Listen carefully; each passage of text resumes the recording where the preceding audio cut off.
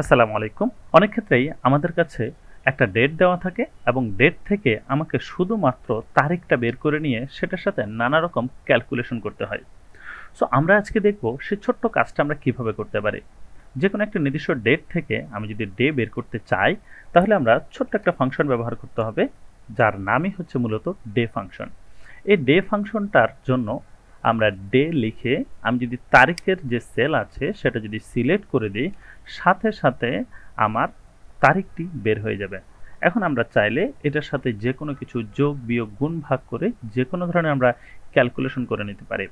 আপনার কাছে মনে হতে পারে যে আপনি তো সরাসরি দেখতেই পাচ্ছেন এটা ২৭ তারিখ, তাহলে আপনি হাতে লিখে দিতেই পারেন।